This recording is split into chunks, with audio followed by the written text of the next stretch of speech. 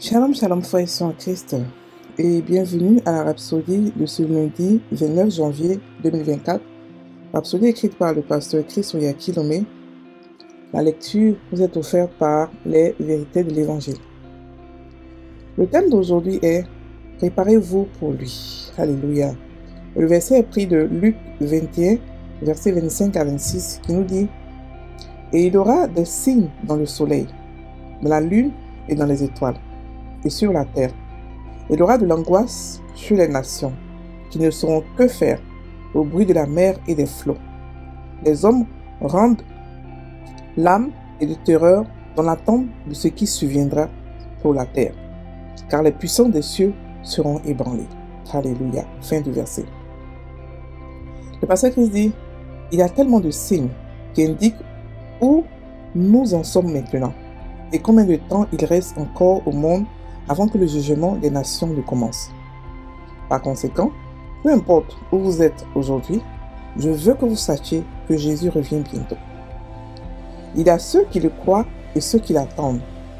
Il y en a d'autres qui ne pensent pas et qu'il vient et donc ils ne l'attendent pas. Mais il vient. Alors préparez-vous pour lui. Il vient pour ceux qui aiment son apparition. 2 Timothée 4, verset 8. Ceux qui sont préparés pour lui. La Bible dit que heureux sont ceux qui attendent son retour. On peut le lire dans Luc 12, verset 37. Alors vivez votre vie comme si cela pouvait être d'une minute à l'autre la dernière seconde. 1 Corinthiens 15, verset 51-52 dit « En un instant, en un clin d'œil, à la dernière trompette, la trompette sonnera et les morts ressusciteront incorruptibles et nous serons changés. » Alléluia.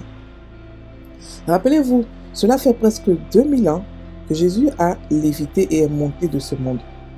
Les paroles des prophètes concernant sa venue s'accomplissent toutes sous nos yeux. Il a dit lui-même, « Oui, je viens bientôt. » Apocalypse 22, verset 20.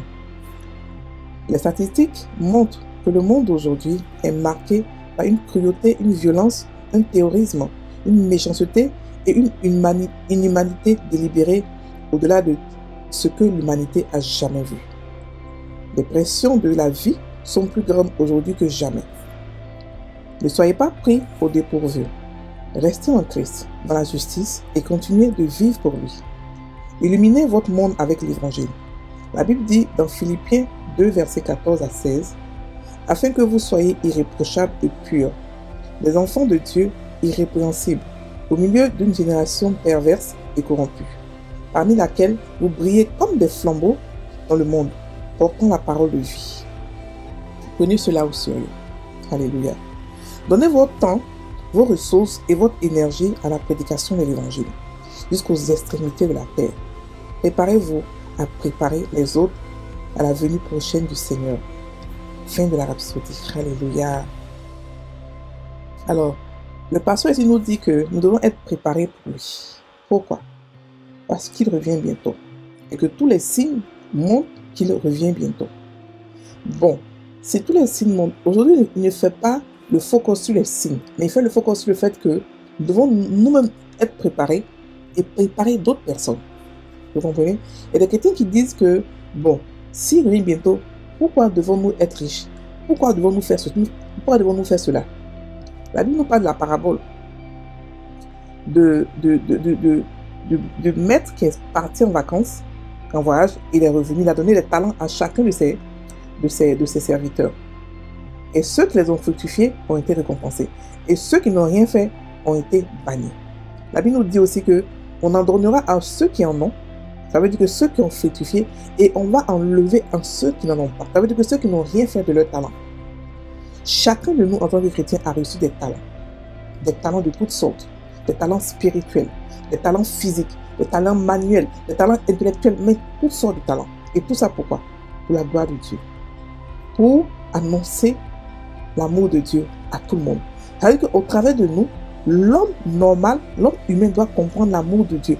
Parce qu'on peut tout faire. Et parce qu'on le fait par amour. Et parce qu'on veut les prendre avec eux, on veut les associer à nous. Ok? Donc, étant donné que nous devons nous préparer et préparer le monde, comment nous préparer? La Bible nous parle de la trompette. Cette trompette-là, elle ne sera pas entendue de tout le monde. Non. Elle sera seulement entendue de ceux qui ont la foi, qui marchent par la foi. Ok? Et gloire à Dieu, tout chrétien a la foi. On a reçu toute la mesure de la foi. Mais il faudrait que chacun de nous puisse non seulement s'examiner, mais faire grandir sa foi.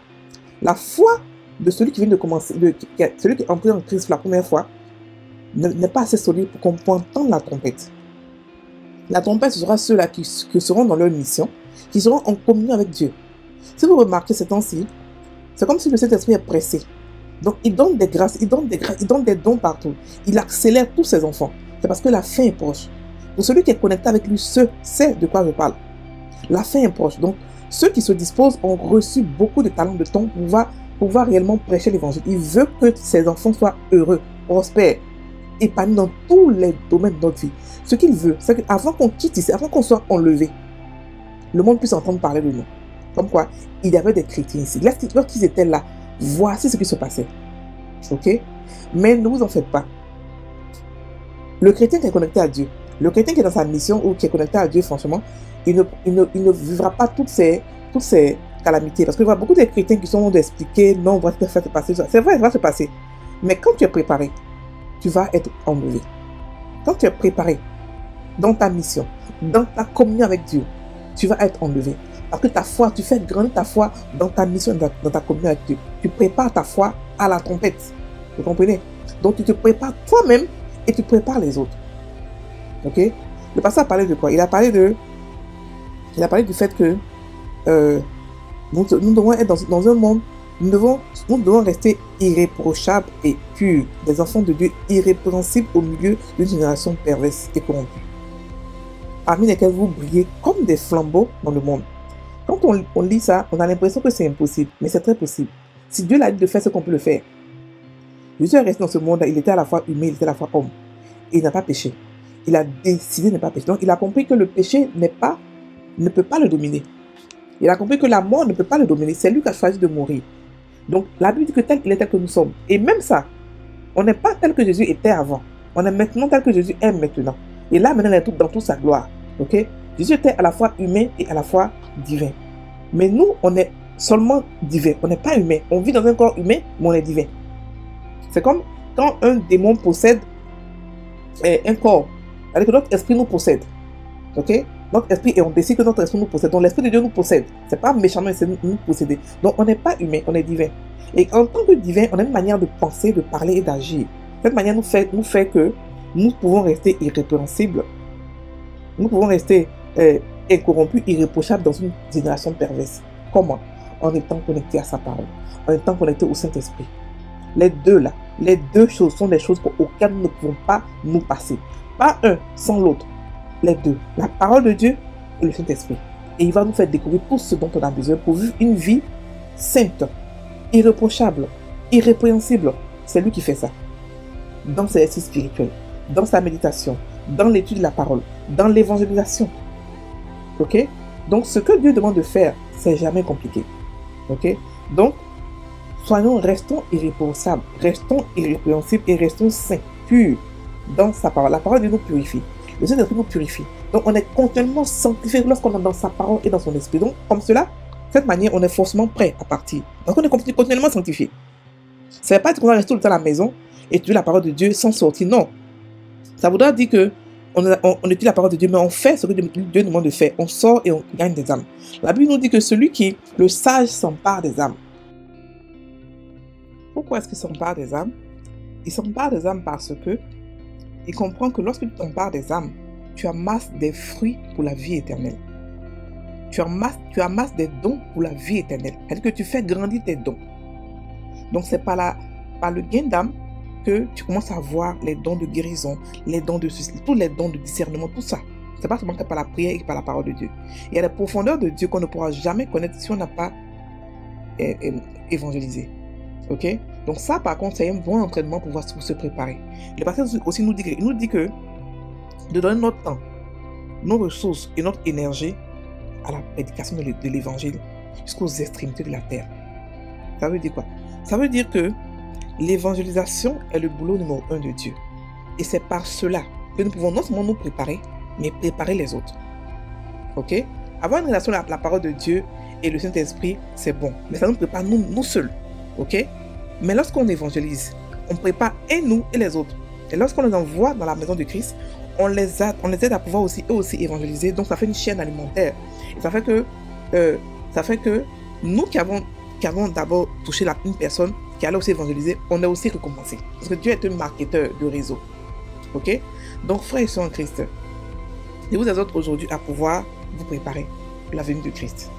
On part bientôt. L'Église a 2000 ans. C'est vrai que l'Église n'a pas l'air mature, mais on est vieux. On est vieux, donc on est supposé être mature.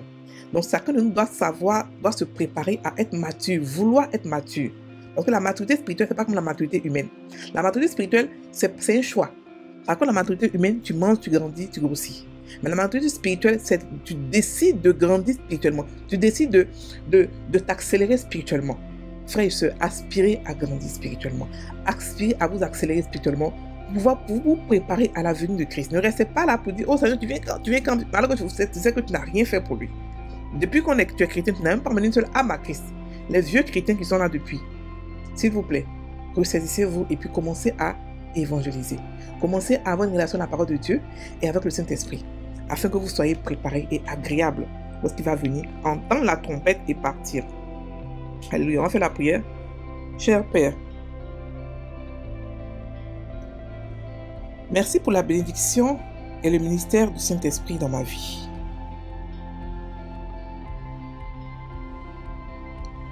Qui m'a sanctifié pour ta gloire et me maintient sur le chemin de la justice. Merci pour le privilège de prêcher et de proclamer l'Évangile.